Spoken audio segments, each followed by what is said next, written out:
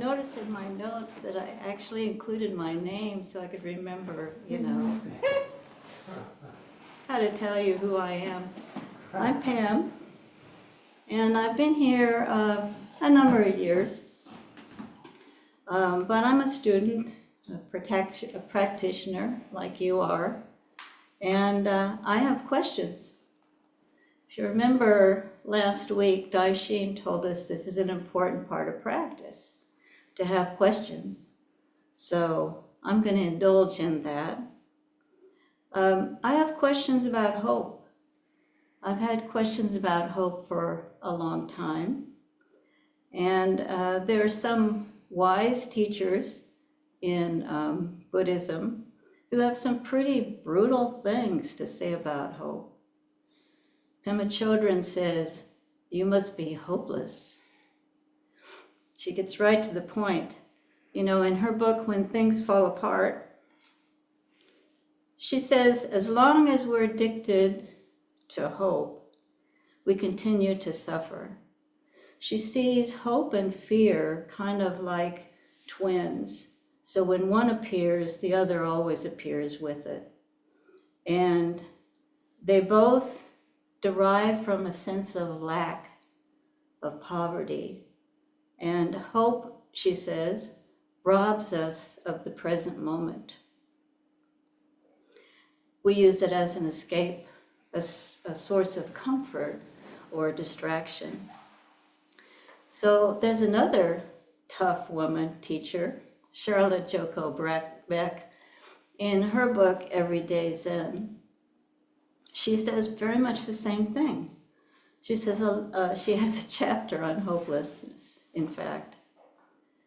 She says, a life lived without hope is not terrible at all. It's a peaceful, joyous, compassionate life. And she says all hope is about sizing up the past and projecting it into the future. And when you're living your life in hopes and dreams, then what life can offer escapes you.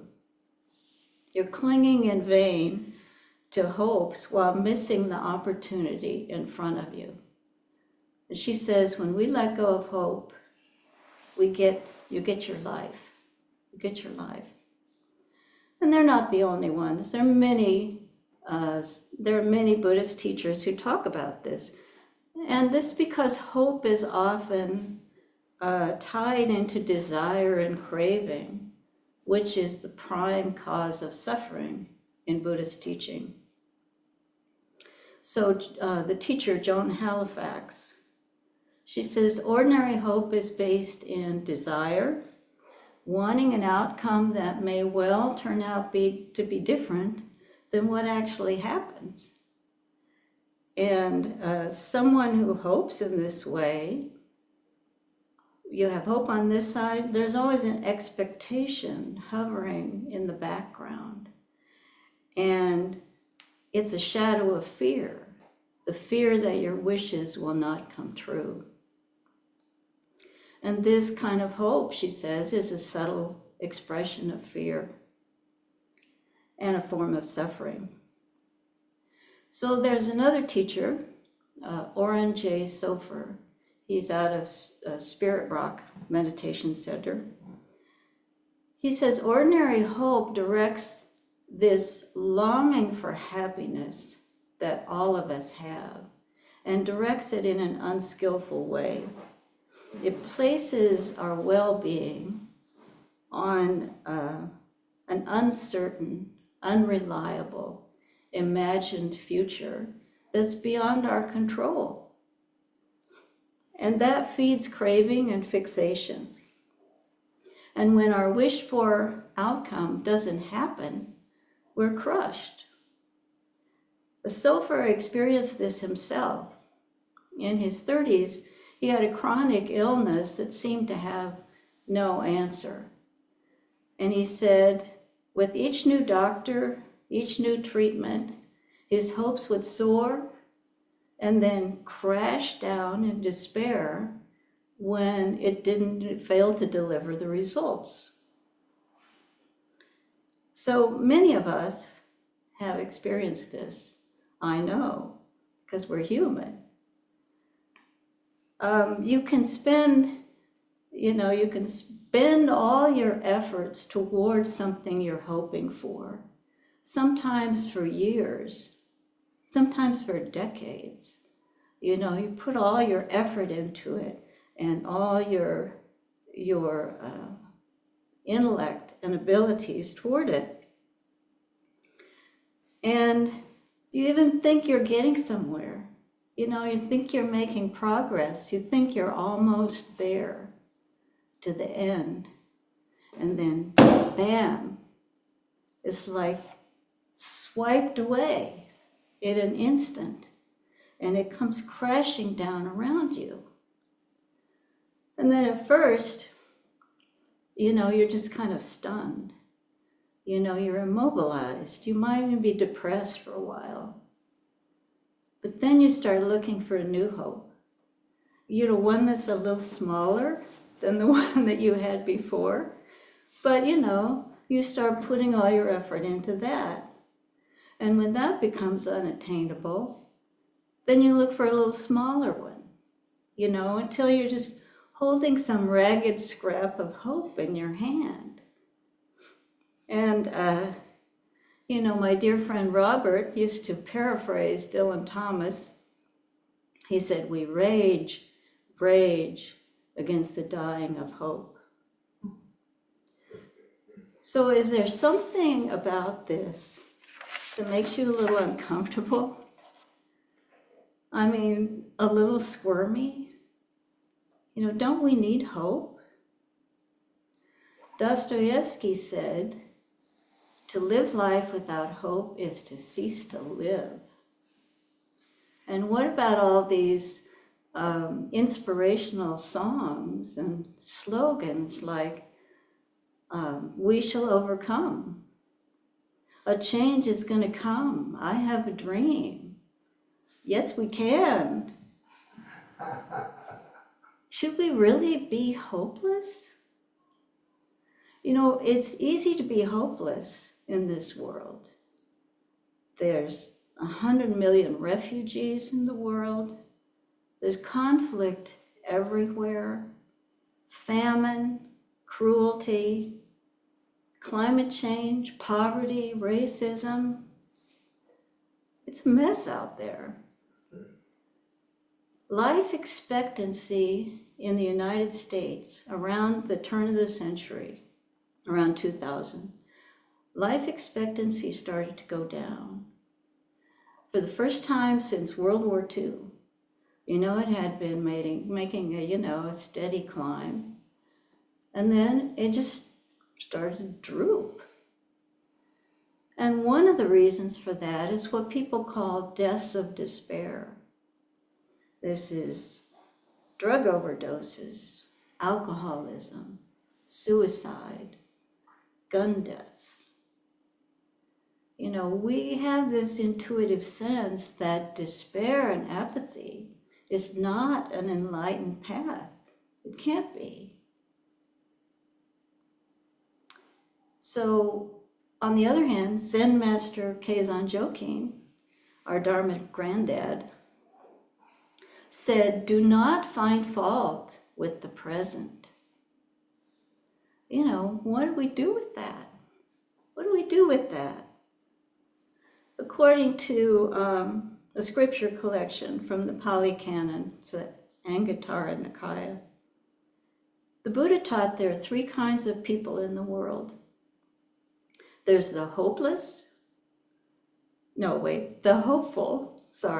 There's the hopeful, the hopeless, and the one who has done away with hope. So he's not implying that we have to be hopeless.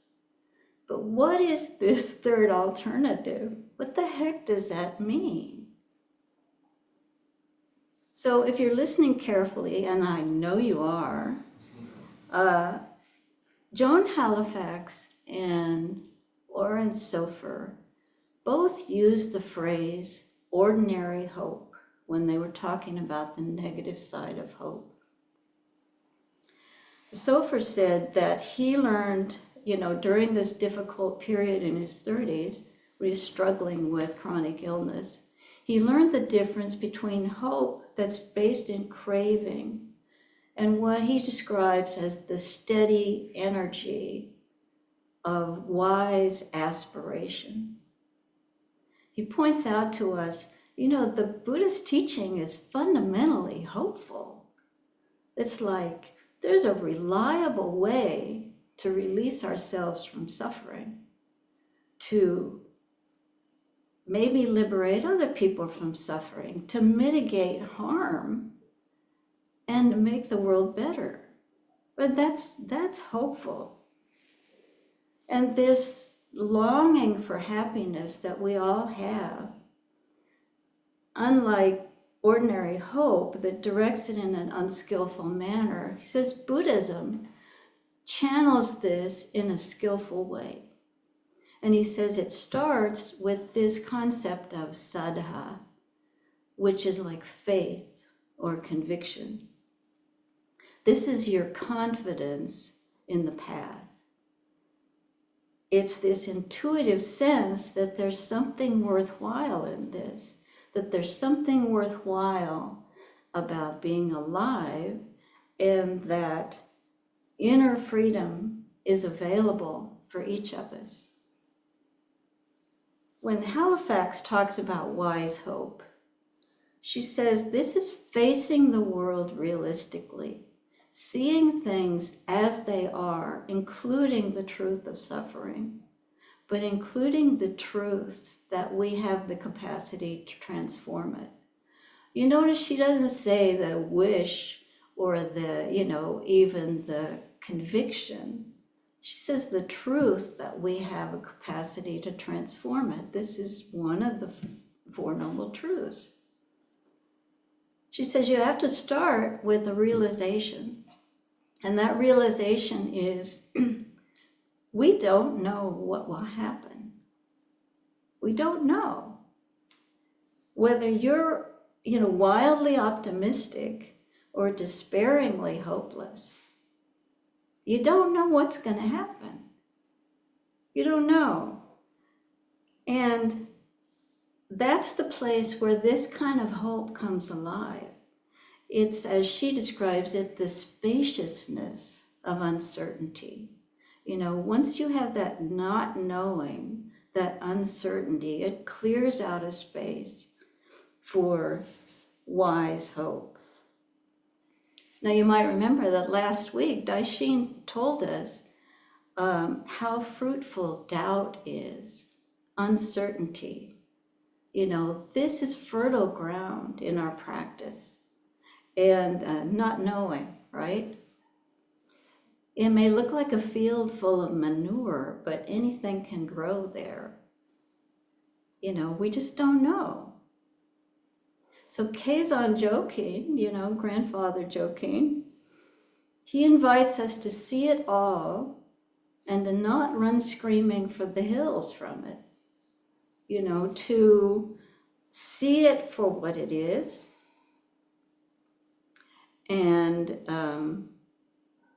not find fault in it. See it, know that nothing is permanent or fixed, and that no outcome is knowable.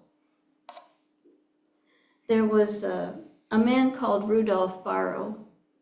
He was a dissident from East Germany, and he said, when an old culture is crumbling, a new culture can be created by a few people who are not afraid to be insecure. So insecurity, doubt, not knowing, this is fertile ground. This is fertile ground for things to happen. Wise hope is maybe working for something without feeling grounded in the belief that what you do will make a difference. Now that's a hard thing to think about.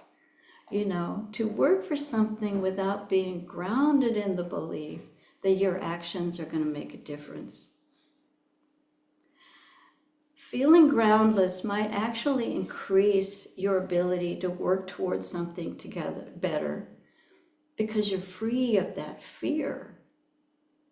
You're free of that fear that's always lurking in the background of ordinary hope. It's about acting from the sense of meaning, of rightness, without a certainty of the result.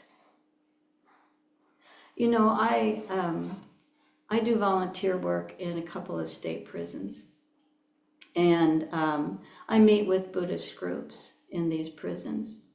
And recently, about a month ago, an inmate at Tecumseh prison was with the group, and he told the group that he was absolutely despondent, almost suicidal, and was looking to, Buddhism, looking for an answer for this, for the group.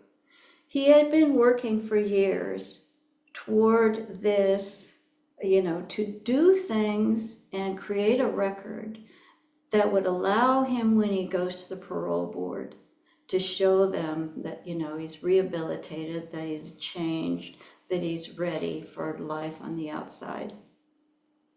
And so, the time is coming close, and then some, functionary from the system comes to him and says, we've recalculated your sentence, and you're not eligible for parole yet.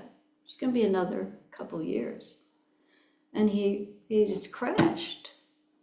He was crushed. And I expressed a lot of sympathy for him. I know how large these things loom, when you're working toward that in prison. But then I said, you need to let go of your attachment to results.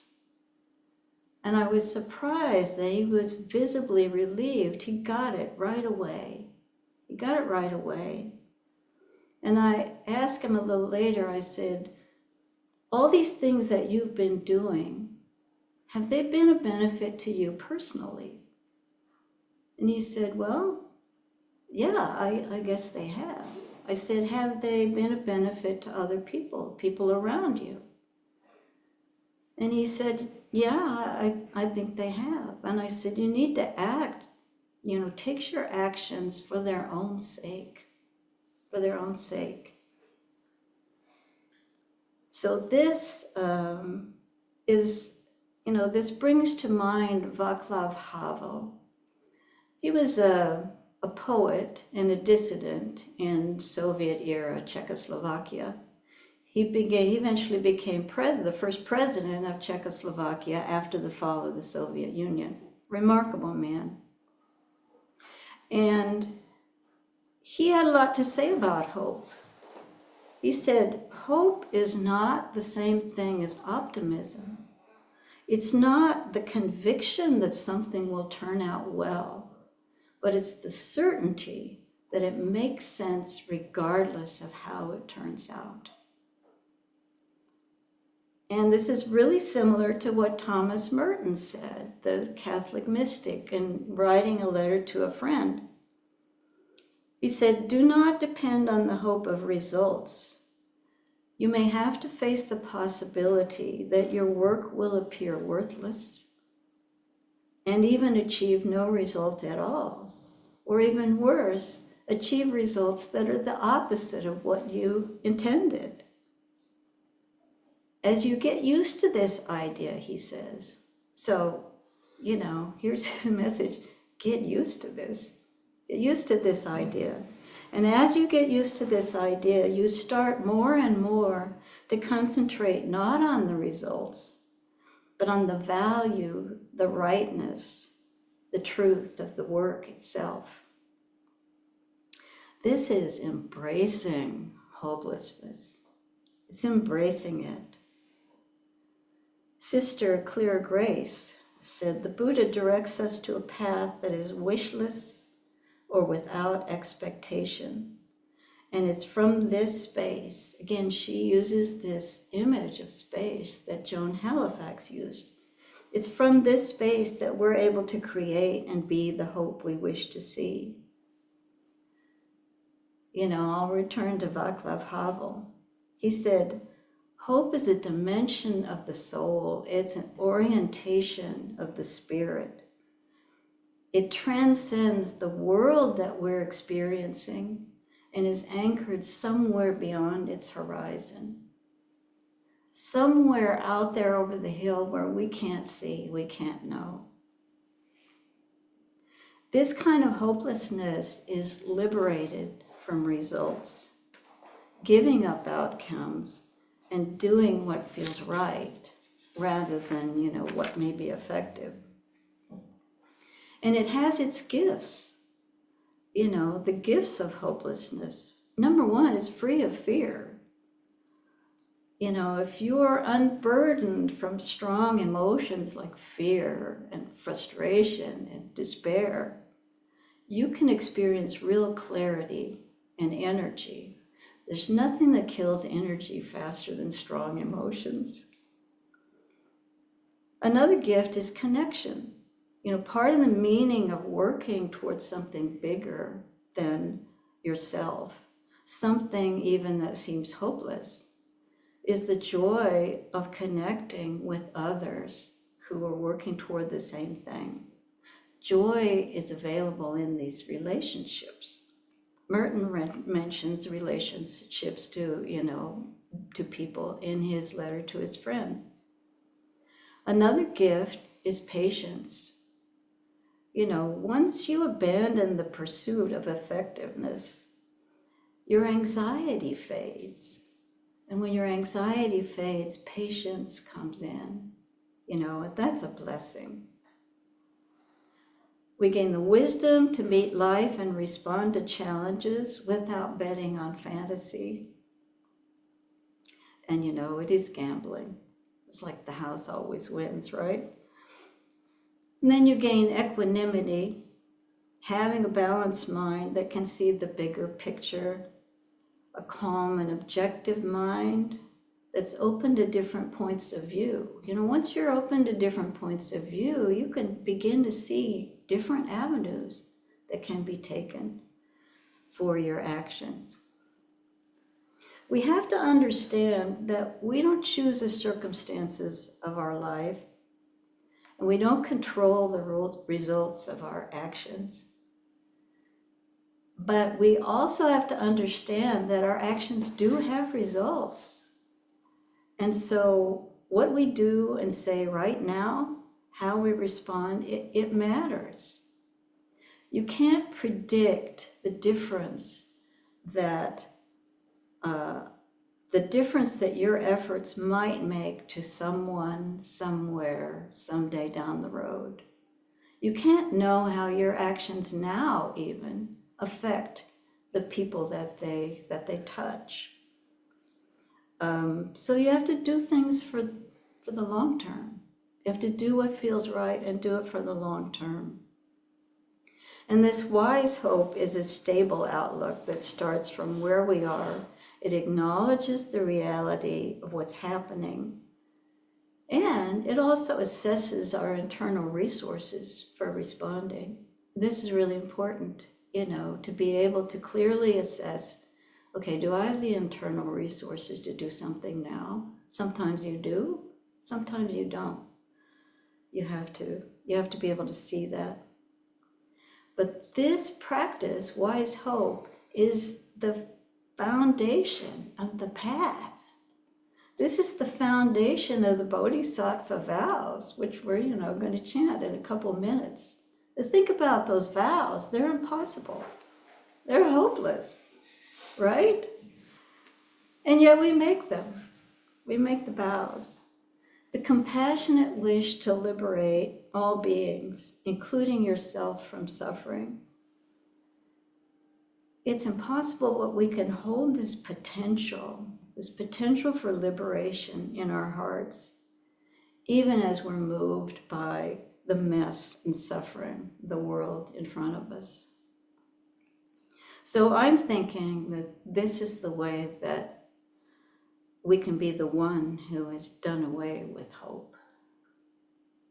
So that's my thoughts on this topic.